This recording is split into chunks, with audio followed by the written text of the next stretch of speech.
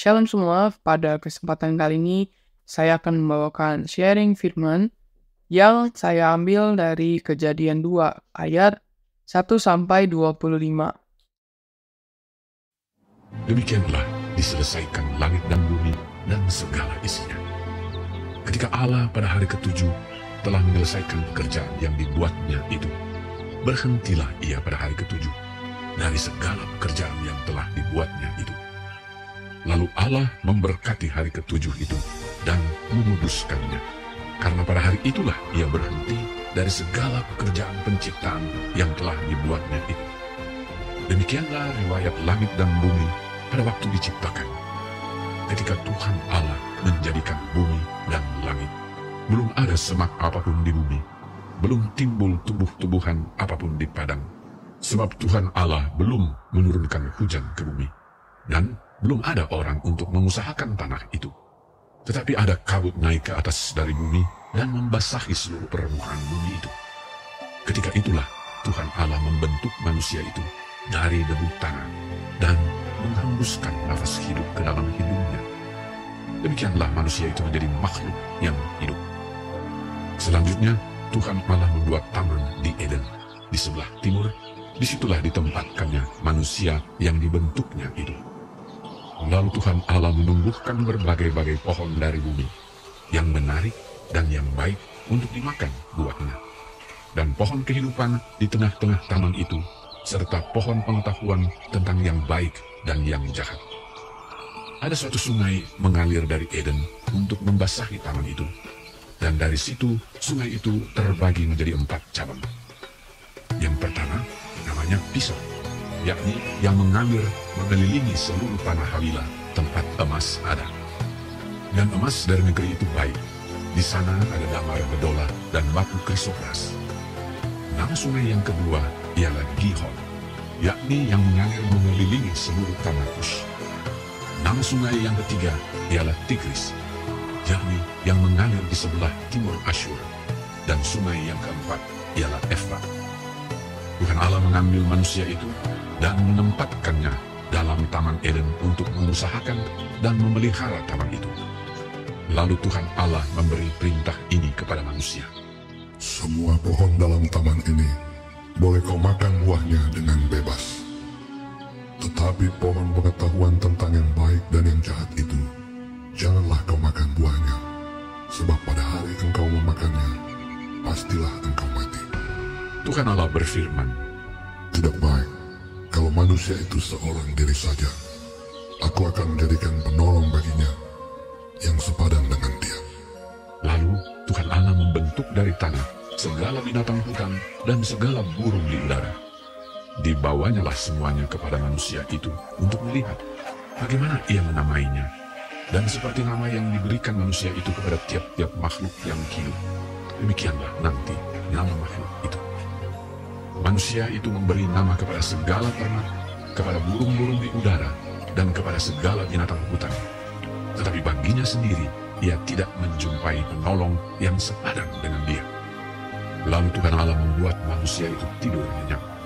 Ketika ia tidur, Tuhan Allah mengambil salah satu rusuk daripadanya, lalu menutup tempat itu dengan daging. Dan dari rusuk yang diambil Tuhan Allah dari manusia itu, dibangunnyalah seorang perempuan. Lalu dibawanya kepada manusia itu. Lalu berkatalah manusia itu, Inilah dia, tulang dari tulangku, dan daging dari dagingku. Ia akan dinamai perempuan, sebab ia diambil dari laki-laki. sebab itu seorang laki-laki akan meninggalkan ayahnya dan ibunya, dan bersatu dengan istrinya, sehingga keduanya menjadi satu daging. Mereka keduanya telanjang, manusia dan istrinya itu, tetapi mereka tidak merasa malu. Dalam Kejadian 2 ini, Tuhan menciptakan semua ciptaan pasti memiliki tujuannya masing-masing. Semua hewan, tumbuhan dijadikan sesuai dengan tujuan dan fungsinya. Begitu juga dengan manusia. Allah menciptakan kita pasti memiliki tujuannya. Dan Allah menjadikan kita sebagai ciptaan yang paling istimewa dibandingkan ciptaan-ciptaan lainnya. Karena kita memiliki akal budi untuk bisa berpikir dan mempunyai kecerdasan yang tidak dimiliki ciptaan lainnya. Kita juga diciptakan serupa dan segambar dengan Allah. Dalam pasal ini, ada beberapa hal yang saya dapat. Yang pertama, Tuhan itu menjadikan dan menciptakan semuanya dengan baik. Dan Tuhan juga pasti mempunyai tujuan untuk apa kita dijadikan dan untuk apa kita diciptakan. Di dalam Kejadian 2 ini, Tuhan juga memberikan pesan dan perintah kepada kita. Terdapat di Kejadian 2 ayat 15. Tuhan Allah mengambil manusia itu dan menempatkannya dalam Taman Eden untuk mengusahakan dan memelihara taman itu. Lalu di ayat selanjutnya, ayat ke-18. Tuhan Allah berfirman, tidak baik kalau manusia itu seorang diri saja. Aku akan menjadikan penolong baginya yang sepadan dengan dia. Dan di sini juga Tuhan memperhatikan manusia dengan sangat detail ya. Karena Tuhan juga memperhatikan kalau manusia itu nggak baik seorang diri. Dan dia menjadikan penolong baginya yang diambil dari tulang rusuknya Adam. Dan kita tidak perlu khawatir akan hari esok, karena Tuhan sudah pasti yang akan menolong kita dan menuntun kita ke jalan yang benar, jika kita setia dan percaya kepadanya.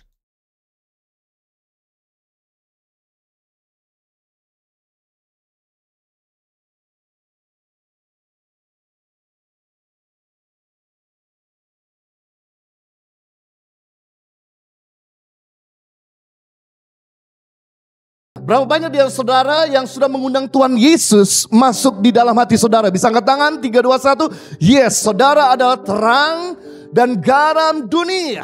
Nah, ada dua fungsi daripada garam. Yang pertama fungsi daripada garam yaitu mencegah kebusukan. Makanan yang tabur garam akan memperlambat kerusakan pada makanan itu. Ikan tabur garam akan memperlambat kebusukan pada ikan itu. Bahkan sayuran ditabur garam akan memperlambat kerusakan daripada sayuran itu. Karena fungsi garam mencegah kebusukan. Nah, kita ini adalah garam dunia. Harusnya fungsi kita di rumah mencegah perkelahian, mencegah perceraian, mencegah percekcokan. Karena kita punya identitas sejak kita terima Yesus, yaitu garam dunia. Bukan cuma garam keluarga, tapi punya kapasitas sampai di luar keluarga kita. Yang kedua, fungsi daripada garam selain mencegah kebusukan yaitu meningkatkan kualitas. Maka ditabur garam, maka kualitasnya akan meningkat. Rasanya yang tadi asam jadi nggak asam. Yang hambar jadi enak untuk dimakan. Nah, harusnya keberadaan kita di tempat pekerjaan itu meningkatkan kemajuan. Kehadiran kita di kota dan bangsa ini meningkatkan kesejahteraan. Kehadiran kita di rumah meningkatkan keharmonisan pernikahan kita. Sebab kalau garam tidak berfungsi, maka tidak ada pembelaan dari surga. Tidak ada pembelaan dari Bapa selain dibuang dan diinjak orang. Memang Tuhan tidak pernah buang kita. Memang Tuhan tidak pernah injak kita. Tapi Tuhan mengizinkan buat garam yang tidak lagi asin diinjak orang dan direndahkan orang. Kalau Anda mau dihormati orang, Anda harus berfungsi sebagai garam. Di rumah, tempat pekerjaan, di kampus, di kota dan bangsa kita. Yang kedua, identitas kita adalah terang dunia. Nah, fungsi terang itu memberikan kedamaian. Anak-anak, kalau rumah kita padam lampu pasti langsung sewot atau nangis. Tapi begitu lampu menyala, maka mereka langsung berteriak, hore, lampu nyala. Kenapa? Ada kedamaian. Kita juga suka dengan namanya tempat-tempat terang.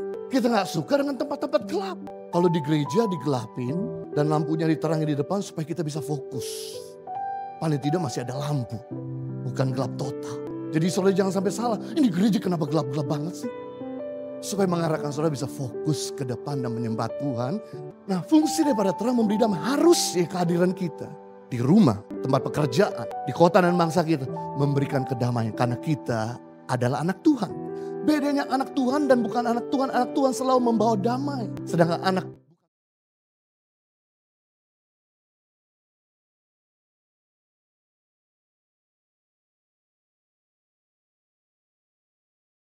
Itu saja yang bisa saya bagikan. Terima kasih teman-teman semua. Tuhan Yesus memberkati.